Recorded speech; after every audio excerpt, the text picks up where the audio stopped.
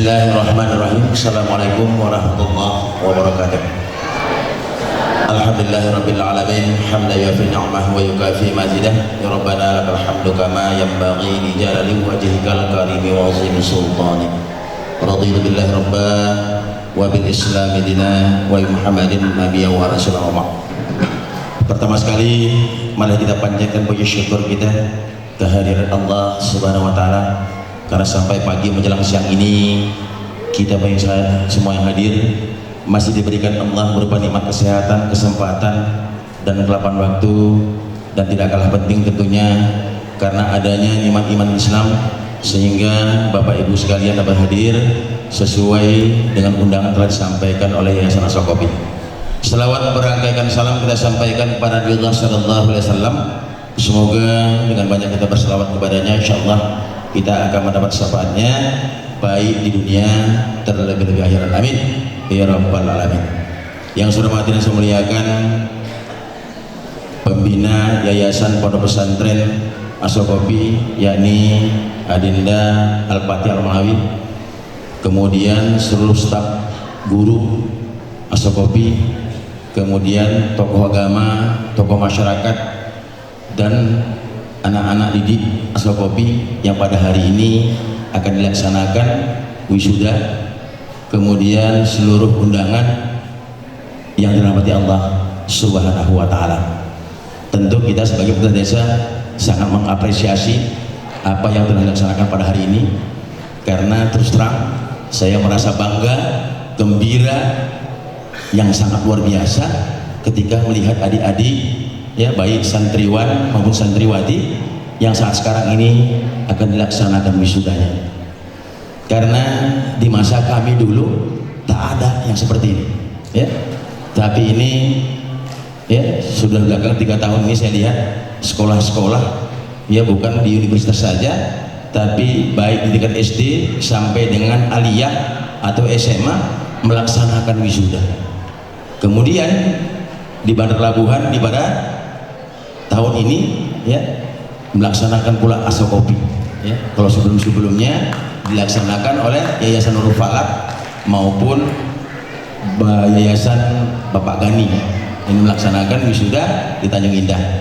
Kali ini Ashokopi melaksanakan wisuda di Waterland, di kampung sendiri. Ketika orang-orang tua datang melihat Waterland, mungkin terlena melihat dulu di hutan, kemudian bukit yang tak mungkin pada waktu itu ada yang mau beli. Tapi sekarang alhamdulillah ini adalah sebuah anugerah dari Allah, ya, karena dengan doa-doa kita semua. Saya yakin dan percaya dengan dididiknya masyarakat anak-anak, ya, di Desa Bandar Labuhan, banyaknya sekolah-sekolah Islam sesuai dengan visi misi desa, ya. Dengan bangun desa bedah dusun kita tingkatkan kesejahteraan masyarakat untuk menuju masyarakat yang religius. Saya menginginkan Desa Bandar Labuhan itu menjadi kota pelajar yang atau kampung pelajar yang religi. Kelihatan, ya, kelihatan dari mulai tahun 2013 kelihatanlah sudah banyak tempat-tempat pendidikan Islam, baik PAUD, TK, SD, SMP maupun SMA yang umum, ya. Kalau disebutan di madrasah pasti berbeda. Ini harapan-harapan dan doa-doa kita bersama. Mudah-mudahan ke depan apa yang menjadi cita-cita masyarakat Desa Bandar Labuhan khususnya menjadikan kampung pelajar, kampung religi diijabah oleh Allah Subhanahu wa taala. Saya menginginkan para anak-anak muda semangat belajarnya semakin ditingkatkan. Saya yang seusia tua yang seperti ini masih kuliah, insya Allah pada bulan Oktober nanti akan melanjutkan S2. Padahal ketika kepala desa di tahun periode pertama saya belum kuliah, belum dapat kesempatan. Tapi karena semangat doa semua masyarakat, saya dapat beasiswa dari Kementerian Dalam Negeri. Kami diuji sebanyak 45 orang, se-Indonesia secara nasional hanya 8 orang yang lulus.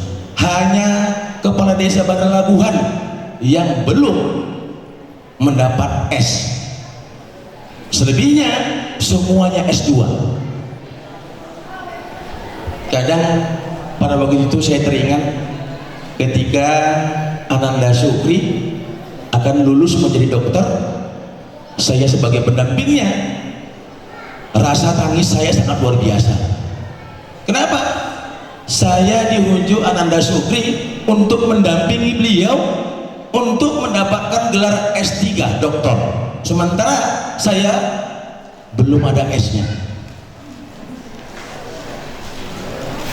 Begitu saya dapat prioritas dari 7.453 desa secara nasional, setelah diseleksi hanya 45 orang, termasuklah kepala desa yang mendapat kesempatan untuk diberikan pendidikan di universitas.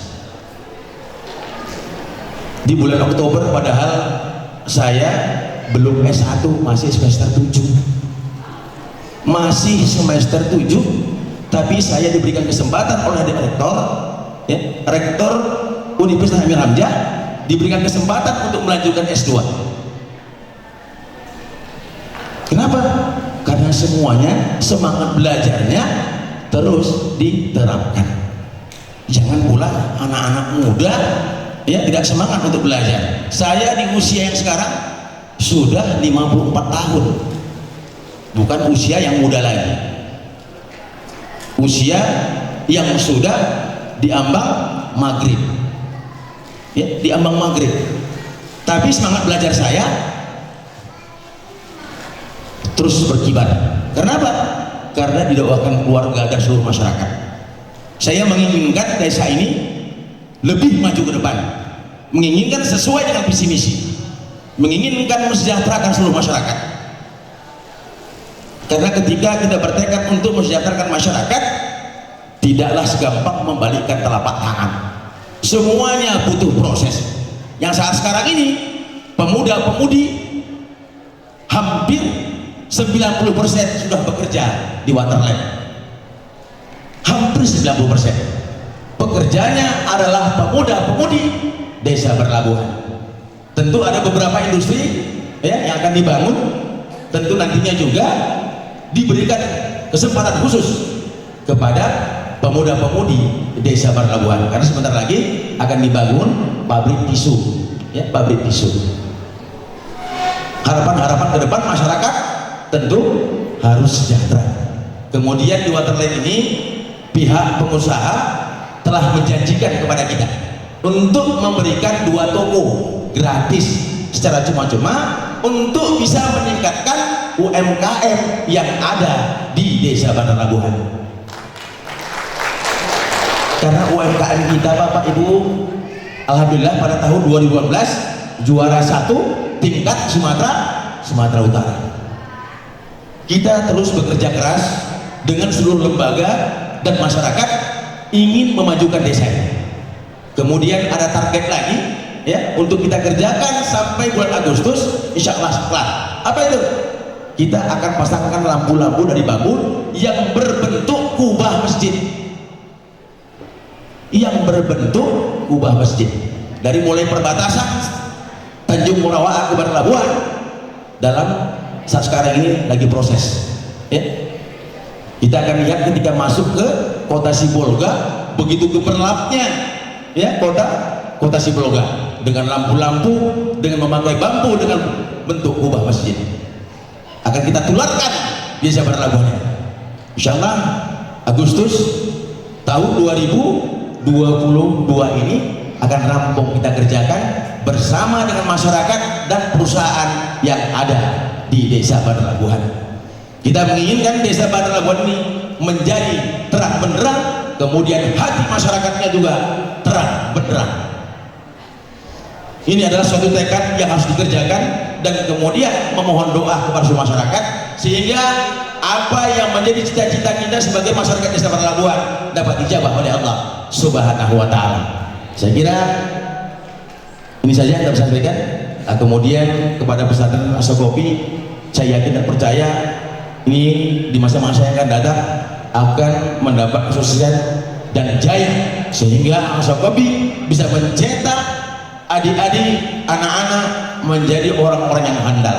Tadi sudah sama kita dengar, ini masih pembawa acaranya saja sudah mantap, apalagi sudah menjadi terbentuk menjadi ulama. Kemudian tadi ada Polri, ya, yang betul-betul masyarakat Desa Barlabuhan.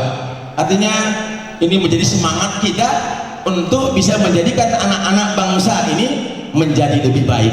Saya yakin 10 tahun yang akan datang Desa Barlabuhan pasti saya katakan ketika semangatnya seperti ini akan jaya, maju, dijauhkan bala oleh Allah Subhanahu wa Ta'ala. Kenapa? Karena setiap hari masyarakat Desa Barlabuhan membaca tasbih. Apalagi yang melintas di Desa Barlabuhan pasti dia akan melihatkan Asmaul Husna yang sudah kita pasangkan sekeliling Desa Barlabuhan, ditambah dengan anak-anak yang dididik secara Islami Desa Barlabuhan. Insyaallah ke depan Desa Barlabuhan pasti jaya, masyarakatnya sejahtera. Saya kira hanya itu yang saya sampaikan. Lebih yang kurang saya mohon maaf. Kepada Allah saya mohon ampun. Wabillahi taufiq wal hidayah. Wassalamualaikum warahmatullahi wabarakatuh.